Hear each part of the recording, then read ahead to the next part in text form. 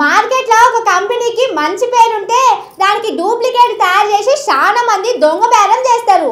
Same to same original brand లెక్కనే ఉందనిపించేటట్టు మాయ చేస్తారు. కానీ సర్కార్ వాళ్ళే అసలు మాయలు చేసి మీదికెళ్ళి కేసులు పెట్టుడు ఎన్నన్నా చూసినామా చెప్పుండ్రి. కానీ తప్పు చేస్తే ఎన్నొద్దులుంటది, ఎన్నడో నాటికి బయట పడుతుంది కదా. రేవంత్ సార్ కదా సుతం అదే అయింది. సీఎం కుర్చీలో కూర్చున్నోళ్లకు ఎంత పెద్ద ఆలోచన ఉండాలి. ఏదైనా పని మొదలుపెట్టే ముంగట ఎంతమందిని మంచి చెడు అరుచుకోవాలి. కానీ మన రేవంత్ సార్కు ఆ సోయి లేనట్టుంది. లోగో మారిస్తే ఎట్లుంటది అని లేని తేనె తుట్టెను కదిలిద్దామనుకున్నాడు. అందుకని ముందగాల ఆర్టీసీ లోగో మారుస్తున్నామని వార్తలు పుకారు చేపించి వాళ్ళ మనుషులతోని ఒక లోగో చేపించిండు. వాళ్ళ టీవీ ఛానళ్ళు యూట్యూబ్ ఛానళ్ళు ఉంటాయి కదా, అందులో వార్తలు వేపించిండ్రు. వాళ్ళ పాటోళ్ళు సోషల్ మీడియాలో పెట్టిండ్రు.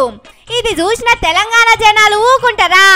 తిట్టిన తిట్టు తిట్టకుండా పొట్టు పొట్టు తిట్టుడు మొదలుపెట్టి కథ కుదిరేటట్టు లేదని బాణం ఉల్టా తిప్పిండు రేవంత్ సారు.